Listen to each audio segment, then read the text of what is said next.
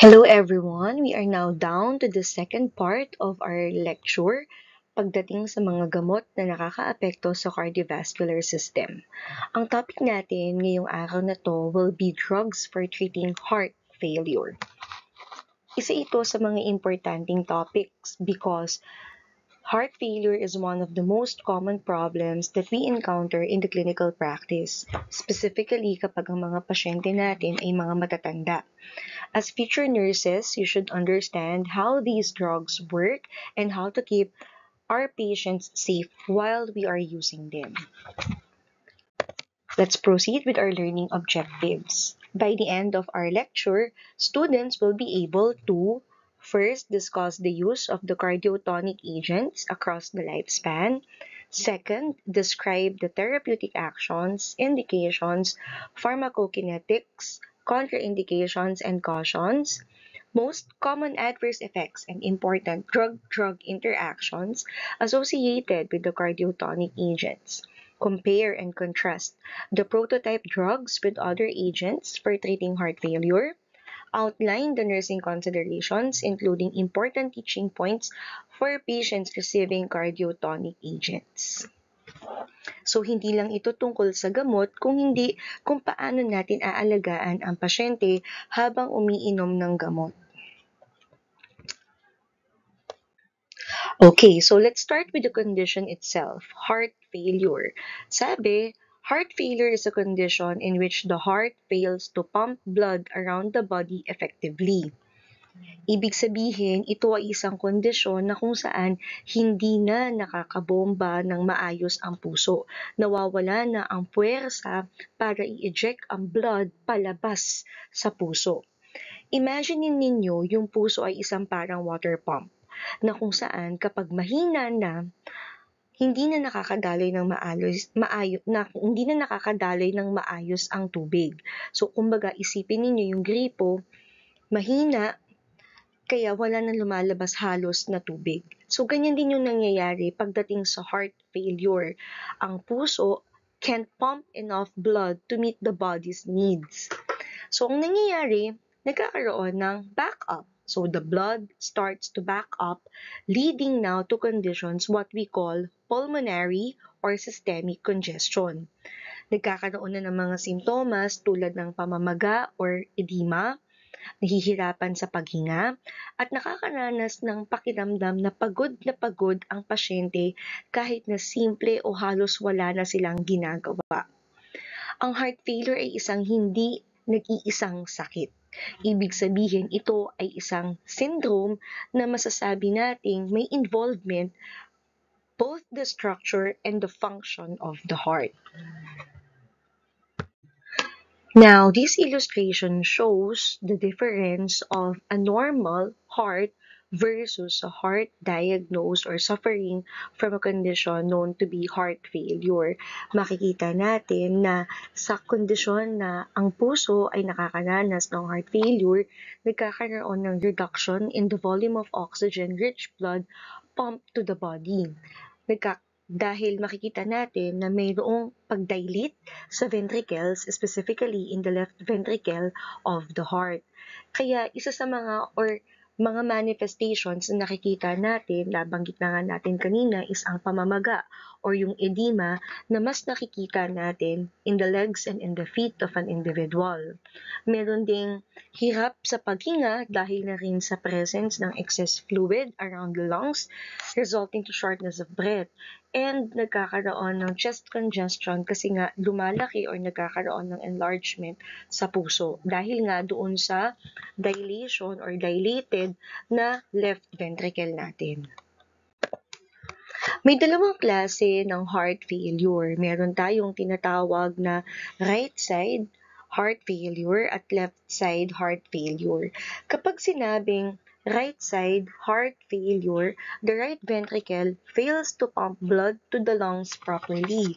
Ibig sabihin, nagkakaroon ng blood back up into the body's veins, kaya nagkakaroon ng mga manifestations ng pamamaga or edema, hepatomegaly or paglaki ng atay, pati na rin yung tinatawag na distension ng jugular vein natin or JVD. Ang nangyayari kasi dito sa right side heart failure, ang right ventricle ay hindi makapagbomba ng dugo na papunta sa tinatawag na pulmonary circulation or papunta sa baga. So, ang dugo ay naiipon sa systemic veins kaya lumalabas yung mga nabanggit nating manifestations. Pagdating naman sa left side heart failure, dito, the left ventricle fails to pump blood to the body properly.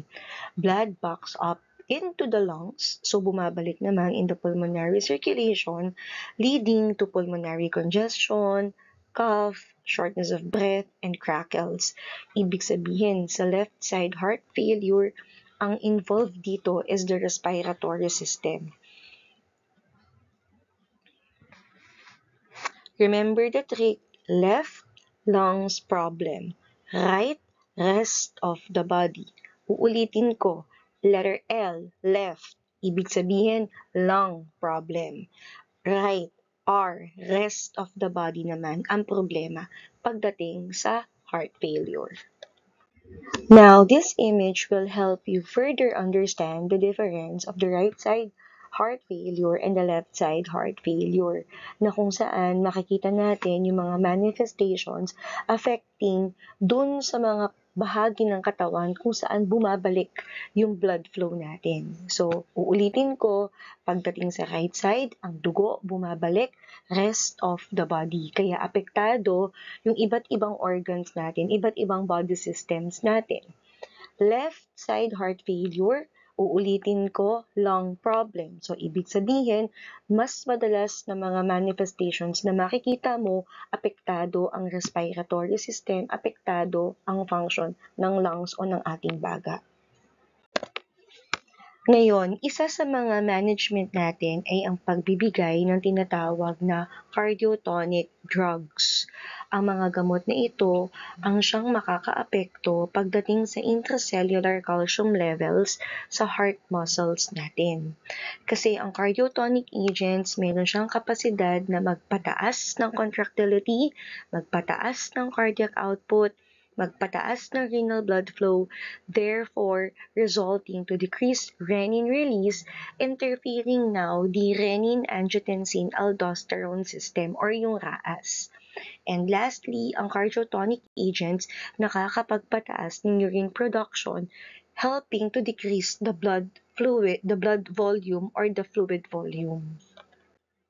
Pagdating sa usapin ng mga cardiotonic agents, isa sa mga drug classification ang tinatawag na cardiac glycoside. Ang pangalan ng gamot natin ay digoxin. Ang digoxin ay derived from foxglove or digitalis plant.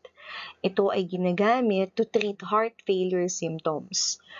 When we talk about the therapeutic effects of digoxin increases intracellular calcium and allows more calcium to enter myocardial cells during depolarization. Ibig sabihin, during contraction. So, in every contraction, pumapasok ang calcium sa myocardial cells natin. Ibig sabihin, kapag pumasok ang calcium sa myocardial cells, napapalakas niya ang puwersa ng myocardial contraction. Nagkakaroon ng positive inotropic effect. It also increased cardiac output and renal perfusion. So, nagkakaroon ng diuretic effect. Nababawasan yung blood volume natin. Slowed heart rate, ibig sabihin nito, mas nagkakaroon ng slow rate of cellular repolarization, so napipigilan yung patuloy na cardiac contraction, nabibigyan ng pagkakataon ang cardiac muscles na mag-relax or relaxation. And lastly, it decreases conduction velocity within the atrioventricular node. Basically, ang digoxin, it increases cardiac output to relieve symptoms of the heart failure. Ang digoxin ay ginagamit hindi lamang sa heart failure, pati na rin sa mga iba't iba pang cardiac concerns natin, kagaya ng atrial flutter, atrial fibrillation, and even paroxysmal atrial tachycardia. Napaka-importante, future nurses, na ang digoxin ay palagi mong iisipin na kabilang sa mga grupo ng gamot tinatawag nating narrow therapeutic index drug, na kung saan kapag sinabing narrow therapeutic index drug, masyadong dikit or magkalapit ang therapeutic effect and ang toxic effect ng isang gamot. Pagdating sa pharmacokinetics, ang digoxin ay maaaring ibigay oral administration at meron din tayong mga parenteral preparation. Mabilis or rapid onset of action ang ini-expect natin sa tuwing nag-a-administer tayo ng digoxin. Pagdating sa oral administration, it's about 30 to 120 minutes. Intravenous, 5 to 30 minutes naman. It's widely distributed and it can be excreted unchanged in the urine.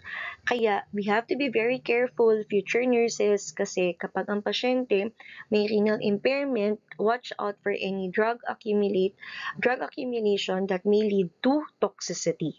So watch out for any renal impairment. Pagdating sa contraindication ng digoxin, it's contraindicated, of course, number 1, kung may mga allergic reaction, ventricular tachycardia, or even ventricular fibrillation, any heart block such as your sixth sinus syndrome, mga idiopathic hypertrophic subaortic stenosis kasi mas napapalakas yung puwersa ng contraction and it may lead to obstruct the outflow tract. Acute myocardial infarction, renal insufficiency, electrolyte abnormality, pregnancy, and lactation. Pagdating naman sa adverse effects ng digoxin, babantayan natin mga manifestations sa pasyente such as reported headaches, weakness, any feeling of drowsiness, pagbabago sa paningin kagaya ng mga yellow halo around objects na nakikita ng isang pasyente, and gastrointestinal upset and anorexia. Other adverse effects will be arrhythmias, glycoside affect action potential, and the conduction system. And of course, yung tinatawag nating digoxin toxicity na kung saan dito nakikita yung masyadong mataas na digoxin levels among patients who are under the treatment of digoxin. So, mga signs ng digoxin toxicity na dapat tatandaan natin, number 1 is anorexia, nausea and vomiting, body malaise, depression, and irregular heart rhythm. So, kapag nagpapakita na ng mga irregular heart rhythm, we'll watch out for any signs of atrial arrhythmias or any ventricular tachycardia. Kaya napaka-importante, future nurses, that we are aware of the antidote that we can give to our patients receiving digoxin therapy.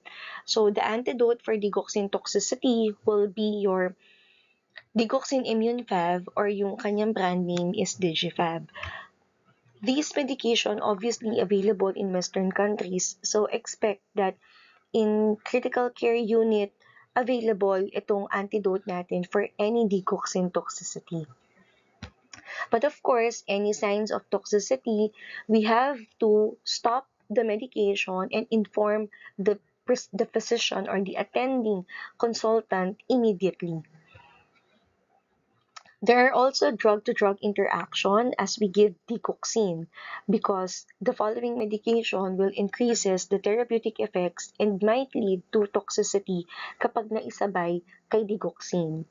These medications are verapamil, amiodarone, quinidine, quinin, erythromycin, tetracycline, and cyclosporine. So, uulitin ko, drug-drug interaction that may increases therapeutic effects and toxicity will be verapamil, amiodarone, quinidine, quinin, erythromycin, tetracycline, and your cyclosporine. May mga iba pang drug-to-drug interaction si digoxin. Una, potassium-sparing diuretics. Kapag naisabay ito sa digoxin, maaaring pataasin niya yung risk in the development of arrhythmia. Kaya it's one important reminder to always check the potassium levels regularly.